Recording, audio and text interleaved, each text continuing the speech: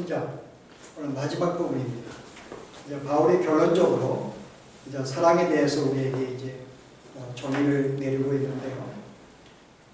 오늘 이 전반적인 말씀은 우리의 은사가 하나님이 우리에게 주신 모든 재능들이 사랑과 무슨 관계가 있는가에 대한 다루고 있습니다.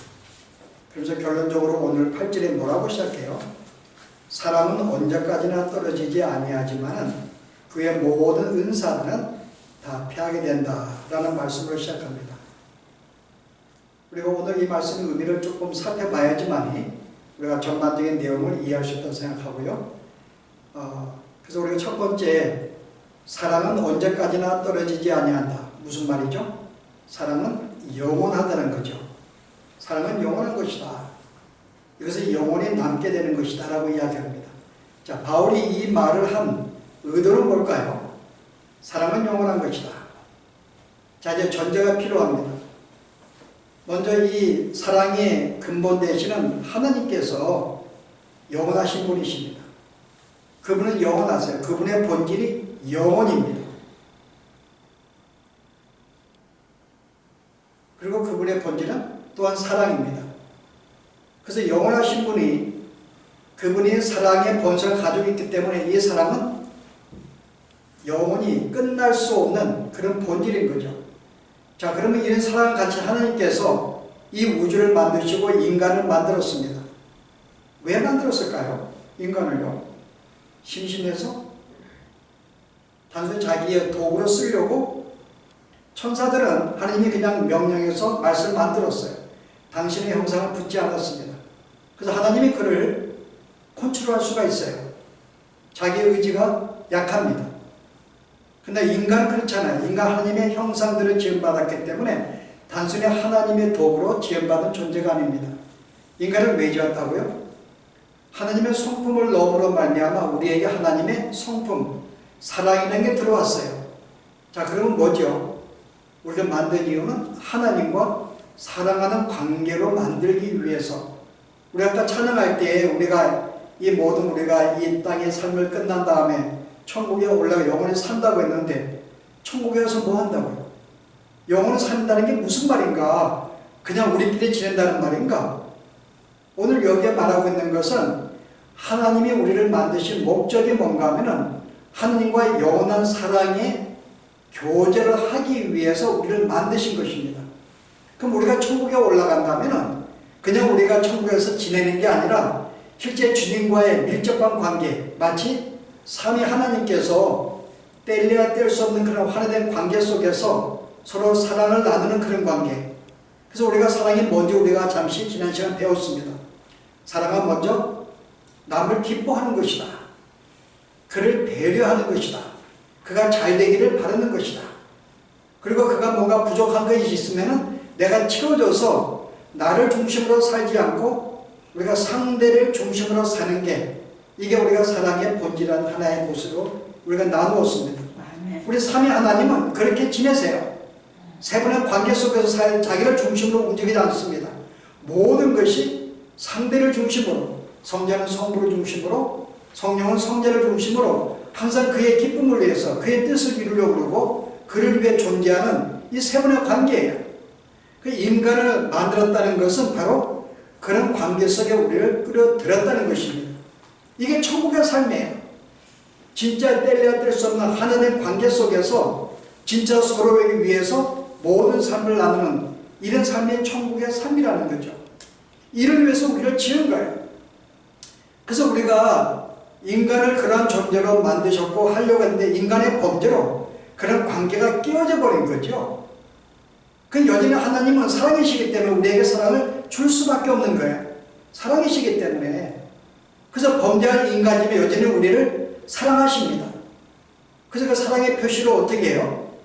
내가 너를 사랑한다 그러면은 인간은 알지를 못해요. 아니 우리가 자녀들이 내가 너를 사랑해 그러면 부모들이 부모가 나를 사랑하는지 어떻게 알 수 있을까요? 그가 나에게 돌보는 모든 손길을 통해 알 수가 있습니다. 내가 필요한 것들을 공급해주고 내가 하는 모든 일에 잘 되기를 바라는 마음이 있고 항상 나에게 어떤 이 따스한 사랑의 애정의 눈으로 나를 쳐다보는 이 모든 걸 통해서 아, 부모가 나를 사랑하는구나, 그걸 느낄 수가 있어요. 하나님도 마찬가지입니다. 우리가 하나님을 우리가 나를 사랑한다 그럴 때 우리를 그게 뭘까? 그 인간은 미련하기 때문에 범죄한 인간은 그 사랑을 깨달을 수가 없어요. 그래서 사랑 구체적으로 표시합니다. 어떻게 해요? 당신의 아들을 보내셔서 우리에게 죄값을 묻지 않고 아들에게 대신 죄값을 묻는 정도로 당신을 죽이시는 거예요. 이걸 통해 우리로 하여금 아, 하나님이 이렇게 우리를 사랑하셨구나. 나 대신 희생하고 헌신하고 죽으시다니. 하나님은 우리에게 사랑하신 표시를 아들을 보냄으로써 사랑을 표시해 준 거예요. 내가 병들 때 내가 병든 것을 고쳐줌으로 말미암아 또 하나님의 사랑을 확인해 줍니다. 내가 뭔가 답답하고 힘들 때 나와 함께 하셔서 내 마음에 평강을 주시고 나를 위로하시고 내가 삶에 어려울 때 어떤 이웃을 붙여줘서 그를 통해서 힘을 얻게 하시는 이 모든 간접적인 삶을 통해서 나에게 힘을 주신다는 거죠. 그게 하나님이 나를 사랑하시기 때문에. 그래서 우리는 그런 하나님의 어떤 섭리를 통해서 나를 사랑하는 것을 깨닫습니다. 근데 이렇게 사랑을 주시는 이유가 뭘까요? 나를 사랑의 존재로 만들었기 때문에 다시 사랑의 회복이 되어서 하나님과의 온전한 사랑의 관계를 만들기 위해서 먼저 우리에게 사랑을 다시 불러일으키는 거죠. 뭘 통해서? 당신이 나를 사랑하시는 그 사랑을 보여줌으로 말미암아 내가 자연스럽게 그 사랑에 반응하게 만들고 그래서 내 사랑을 계속 증진시키는 것입니다. 그래서 하나님의 궁극적인 목적은, 나를 구원하신 목적은 뭘까요? 단순히 구원이 아니에요. 단지 천국으로 인도하는 삶이 아니라 실제 우리로 하여금 다시금 온전한 존재, 다시 사랑의 존재로 회복을 시켜서 원래 하나님의 창조의 섭리대로 사랑하는 관계를 계속 이제 갖기 위해서 이 모든 사랑을 베풀어 주시는 거예요. 그럼 우리에게 요구하는 게 뭘까요? 이 땅에 구원받은 자 요구하는 것은 사랑입니다. 오늘 그 말하고 있는 거예요. 왜냐하면 이 사랑은 잠시 우리가 이 땅을 끝날 때 없어지는 게 아니고 실제 이 사랑은 우리가 영원한 천국에서 하나님과 관계 속에서 이런 관계 속에 살 수밖에 없는 것이기 때문에 사랑은 영원히 떨어지지 아니하는 것이라는 것입니다. 그러면 나머지 모든 것들은 패하게 되는 거예요. 우리의 삶이 끝나게 될 때는 아니면 우리가 뭔가 사랑에 성장하게 될 때는 끝나게 됩니다. 조금 더 쉽게 설명할까요? 우리가 어린아이가 있어요. 우리가 자녀들이 있습니다. 그 아이들이 열심히 우리가 훈계를 하고 그런 교육을 시켜요. 학교도 보냅니다. 열심히 공부를 시킵니다. 왜요? 왜 아이를 공부를 시켜요? 왜 아이를 우리가 걔들 훈육을 합니까? 부모들이요? 그 아이가 훌륭한 존재가 되게 만들기 위해서 하는 것입니다. 그게 목적이에요. 그럼 학교 가서 공부하는 목적은 그가 훌륭한 존재가 되고 어떤 성숙한 인격의 존재가 되게 만들기 위한 수단에 불과한 거죠. 공부라는 것이. 공부가 목적이 아닙니다. 공부는 그를 훌륭하게 키우는 것이에요. 그리고 오늘 우리에게 말하는 것은 뭘까요? 우리는 죄악으로 말미암아 하나님의 사랑의 존재로 만들고 그런 존재를 원했는데 범죄하여서 그런 어떤 존재감이 상실했기 때문에 다시금 우리에게 사랑의 존재로 만들기 위해서 주는 모든 수단들이 뭘까? 그게 오늘 바울은 그게 은사라고 하는 거죠. 하나님의 은사를 통해서 너에게 주신 이유는 뭔가 하면 너를 온전한 사랑의 존재로 만들기 위한 것이야. 그래서 나와 함께 사랑의 교제를 하기 위해서 이 모든 것들을 준 것이라는 거죠. 다시 말해 은사는 사랑을 온전히 만들기 위한 하나의 수단, 도구가 되는 것입니다. 그럼 우리가 이제 어린아이가 성숙을 했어요. 이제 장성한 어른이 되었습니다. 오늘 뭐라 그래요? 이제 내가 이제 장성한 어린아이였다가 장성한 어른이 되면 어릴 때 배웠던 모든 것들은 필요가 없는 거예요. 장성하게 되면 어느 사람이 완전한 사랑하는 존재가 되었어요. 그럼 그에게 사랑하라고 교육이 필요할까요?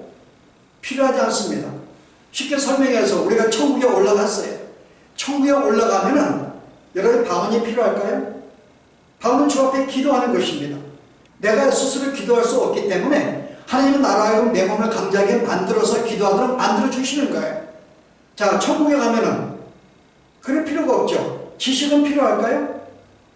지식은 내가 범죄했기 때문에 온전히 내가 하나님을 알지 못한 상태, 왜 나를 만드셨는지, 천국이 어떤 곳인지, 주님이 어떤 거 알지 못하기 때문에 성경이라는 말씀을 통해서 나의 천국을 가르치려고 한 것인데요. 내가 천국에 이르렀어요.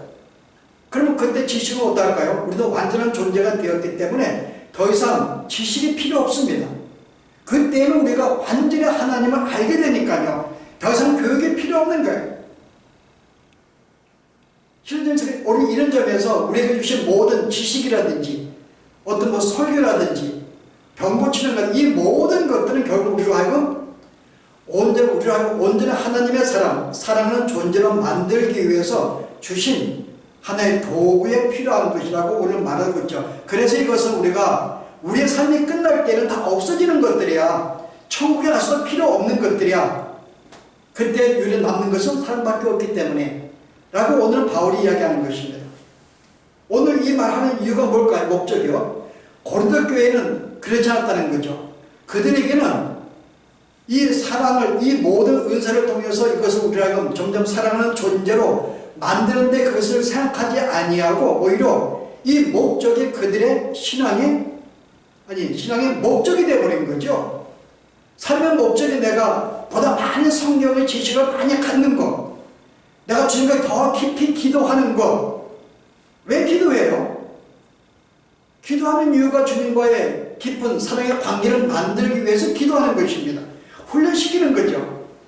근데 우리의 삶의 목적이 우리가 모든 순간의 신앙의 목적이 되어버린 것이 오늘 고린도교회 문제였던 거죠. 그래서 그들은 내가 지식이 많은 것 때문에 그렇지 못한 존재가 우습게 보이는 거예요. 그게 신앙의 목적이기 때문에, 내가 추구하는 고울이기 때문에, 내가 많이 가지면 가질수록 내가 자랑스럽고 내가 저 사람 내가 낫다고 생각하는 것이고요. 그렇지 않은 존재가 우습게 보이는 거죠. 오늘날로 표현한다면은 내가 실은 산에 가서 기도를 하고 왔어요. 열심히 기도하고 왔습니다. 기도하고 오면 어떻게 돼야 돼요? 그럼 온전한 존재가 돼야 되는 거예요. 더 사랑이 넘쳐야 됩니다. 기도의 목적은 그거니까요. 근데 내려오면은 보이는 게 다 이상한 거예요. 기도도 안 하는 거 사람들이. 어떻게 저렇게 기도도 안 할까? 이상한 눈을 보게 되고, 왜 우리 교회는 사랑이 없을까 그래요. 아니, 기도하고 내려오게 되면 오히려 더 마음에 그를 위하는 마음이 생기고 더 안타까운 마음이 생기고 그런 마음이 생기는데, 오히려 기도원에 갔다 왔더니 더 눈이 이상해지는 거죠. 이상하게 쭈려보고 노려보고 오히려 사랑의 삭감이 되는 거죠. 고린도 교회가 내가 그렇게 은사를 지금 활용하고 있다는 것입니다. 너희는 너희의 어떤 신앙의 성숙을 위해서 이 모든 은사를 주었는데 오히려 너희는 그 은사를 추구하는 그 신앙의 목표가 되었고, 그거로 말하면 오히려 사랑이 더 희고지고 있다는 거죠. 이게 완전히 바뀌었다는 것입니다. 그래서 고린도 교회가 문제를 지금 제시하고 있는 거예요. 오늘 하느님이 너는 너의 은사는 그런 것이 아니야. 왜 우리에게 은사를 주었을까요? 은사는 우리가 부족하기 때문에 준 거죠. 우리가 만약에 완전한 존재가 되어버렸으면 더 이상 지식이 필요 없습니다. 그 어떤 예언도 필요 없고 병 고침도 필요 없죠. 이미 완전한 존재가 되었는데, 그럼 은사를 주었다는 것은 뭘 말할까요? 아직 우리가 부족하다는 거죠. 아직 우리가 못났다 그 말입니다. 그럼 내가 은사를 주신 것은 은사를 통해서 내 부족한 것을 내가 채우고 온전한 존재를 만들기 위한 것이기 때문에 여전히 부족한 존재에게 주어지는 것입니다. 여러분 아시는가요? 방언을 누가 해요, 여러분? 여러분 방언한 사람들 봤어요? 방언은 거의 초신자들이, 거의 많은 초신자들이 합니다. 하나님이 깊이 알지를 못하는데 방언을 해요. 그걸 통해서 주님을 더 깊이 알아가게 만들기 위해서 성숙한 성도들에게는 주지 않습니다. 이미 그것이 없어서 주님과 온전한 교제가 이루어지니까요. 은사는 그런 거죠. 그 실제 오늘 은사라는 말은 우리가 어린아이가 됐을 때 이때 우리에게 필요한 것이 은사다. 근데 우리가 장성한 어린이 되면 그 모든 것들은 필요가 없는 거야. 그러면 은사는 분명히 내가 부족하다는 것을 나에게 증명해 주는 것이고, 네가 부족하기 때문에 이걸 통해서 성숙하라고 말해주는 것인데, 고린도 교회는 어떻게 했다고요? 그 은사를 통해서 우리도 경험을, 난 더 이 정도 똑똑하다는 거죠. 네가 이것을 갖지 못했기 때문에, 내가 성경을 많이 알고 있기 때문에, 기도를 많이 하기 때문에, 내가 많이 봉사하기 때문에 나는 너보다 낫다고 하는 거죠. 낫다는 게 아니라 부족하다는 것이 인식이 돼야 되는데 오히려 그것은 낫다고 교만으로 나아갔다는 거죠. 이게 문제가 된 거예요. 그래서 그들의 은사가 그들의 삶의 신앙의 목적이 되었고 오히려 그것을 말미암아 내가 부족함을 인식한 게 아니라 더 오히려 성장한 존재로 생각한 것이 이게 바로 문제인 거죠. 뭐 오늘 우리도 마찬가지입니다.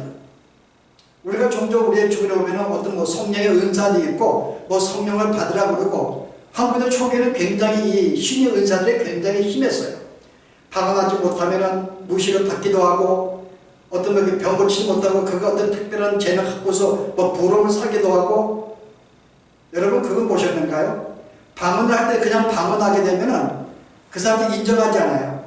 방언을 할 때 얼마나 자기 몸을 컨트롤 못하니까요. 계속 이렇게 앉아가지고 이렇게 여러분 뜬다는 거 들어봤어요? 방언할 사람들이 막 몸을 뜨면서 막 뜨기도 하고 그래서 얼마나 뜨는가에 대해서 그렇게 해서 얼마나 뜨는가 그 나보다 낮게 뜨고 나보다 낮게 움직이면은 뭔가 나보다 못한 방언을 받은 자로 여러분 이런 꼴이 뭔가요? 그것 때문에 서로 멸시하게 되고 병자기도 부러워하게 되고 이 모든 목적이 우리로 하여금 온전한 신앙의 성숙한 자로 만들기 위한 나뿐만 아니라 이 은사를 통해서 형제에게도 유익을 주어서 그런 존재를 만들기 위한 것인데 은사법은 뭐예요? 너에게 부족해. 너 왜 못하는 거야? 너 왜 이것밖에 안 돼? 계속 그런 책망을 하고 오히려 사랑이 아니라 오히려 징계를 하거나 그의 허물을 덮는 게 아니라 오히려 이렇게 우리가 밝혀서 그게 망신을 주고 이게 어떻게 우리가 은사의 모습이 될 수 있을까? 하나님은 그렇게 준 게 아니야. 이게 오히려 우리가 한국교의 모습이 될 수가 있어요. 우리는 내가 가진 어떤 장점 때문에 그게 나의 신앙의 우월성을 나타내게 되고 남을 무시하게 되고 내가 저보다 낫다고 하는 그런 생각을 갖는 것이 오늘 우리의 교회 또 오늘 우리가 이제 현대를 살아가는 성도들에게 많이 볼 수 있는 현상들입니다. 이건 문제인 거죠. 나에게 주신 어떤 그 지식과 그 능력과 병고침과 모든 예언과 설교하는 모든 것들은 뭐예요? 먼저 우리의 신앙을 사랑하는 존재로 만들기 위한 것이고 이걸 통해 형제들도 그런 존재로 만들기 위해서 주신 것인 것 우리가 인정을 해야 한다는 거죠. 자, 그럼 우리가 어떤 문제가 생겨요? 우리가 이런 말씀을 통해서 우리가 받을 교훈이 뭘까요? 사람은 영원한 것입니다. 우리는 사역에서 나가 끝나는 게 아니에요. 사람 우리가 죽은 다음 그때부터 우리의 사랑은 본체로 발휘가 됩니다. 천국에 올라가서 진짜 그때는 사랑하는 마음으로 주님과의 온전한 교제가 이루어지는 거예요. 서로 사랑을 나누면서 서로 기뻐하고 즐거워하고 그런 삶을 살게 될 것입니다. 우리가 이 땅의 이 삶은 그런 사랑을 계속 존재를 만들기 위해서 회복하는 단계, 성장시키는 단계, 이것이 우리의 신앙의 삶의 고리라는 거죠. 우리가 예수를 믿으면서 우리가 왜 찬양하고 왜 기도하고 왜 봉사하고 이 모든 목적이 분명하게 설정이 안 되면요 우리는 신앙을 거꾸로 하는 거예요. 우리에게 주는 모든 것들은 나를 하나님의 다시금 원래의 상태, 온전한 존재, 사랑의 존재가 만드는 것이죠. 이게 사랑의 존재가 되는 것이 신앙의 분명한 고리 되어야 된다는 거죠. 이게 우리가 추구할 목적입니다. 그래서 우리는 그걸 위해서 우리가 말씀도 배우고 설교도 듣고 봉사도 하고 훈련도 받는 거죠. 점점 우리 것이 우리의 삶에서 점점 나타나야 되는 거예요. 점점 성장해야 된다 그 말입니다. 자, 그러면은 우리가 은사에 대해서 우리가 어떻게 생각할 것인가? 자, 우리가 형제에게 은사를 주었어요. 그럼 나는 그 마음속에 그거를 시기하고 질투하고 부러워하는 것이 아니라 어떻게 생각해야 돼요? 하나님이 저에게 그 좋은 은사를 주신 것은 저를 통하여 나의 신앙을 성장시키게 하기 위한 것이다. 나를 더 하나님의 사람으로 만들기 위한 것이라는 생각을 가져야 됩니다. 그래서 우리는 상대방이 나와 갖지 못한 것을 갖는 것 때문에 그게 나보다 훨씬 더 하나님을 많이 알고 있는 것 때문에 나는 오히려 감사해야 되는 거예요. 왜냐하면 그것이 그로 끝나지 않고 그 은사가 나에게도 도움이 되고 나를 성장시키니까는 자, 이런 점에서 우리는 은사를 가진 내가 갖지 못한 것들을 많은 장점을 가진 성도를 바라볼 때 오히려 그것을 보고서 부러워하기 전에 먼저 감사하고 기뻐하고 즐거워하는 그런 마음을 갖는 것이 옳은 거죠. 그리고 내가 또 가진 은사도 마찬가지입니다. 그것은 나를 위해서 준 것이 아니에요. 이것은 뭐예요? 교회를 세우기 위해 주신 것입니다. 그리고 내가 가진 은사가 다른 모든 성도들의 삶을 더 훨씬 윤택하게 만드는 거죠. 그게 내 재물이 될 수가 있고, 내 지식이 될 수 있고, 내 봉사가 될 수 있고, 내 기도가 될 수 있고, 나의 모든 삶은 형제에게 유익이 돼야 한다는 거죠. 이것으로 발전되지 않으면 안 되는 거죠. 이게 우리가 과정입니다. 이게 우리가 은사를 가진 자로서 우리가 이 목적을 잃지 않냐고요. 그래서 실제 사랑이라는 것이 우리가 살아갈 때 우리가 예수를 믿으면서 성도의 표를 내기 위한 하나의 수단이 아닌 진짜 우리가 목표를 갖고 살아가야 돼. 궁극적 추구할 그 삶의 모습. 이게 바로 우리의 삶이 되어야 할 것이다. 우리 이 말씀을 기억하시면서 다시 한번 내주신 모든 것 통해서 정말 형제를 윤택하게 하고 나의 삶을 윤택하게 할 수 있는 그런 삶이 되어지기를 우리 바랍니다. 기도하십시오. 은혜로우신 하나님, 참으로 우리 주님께서는 우리를 사랑하시되 당신의 아들을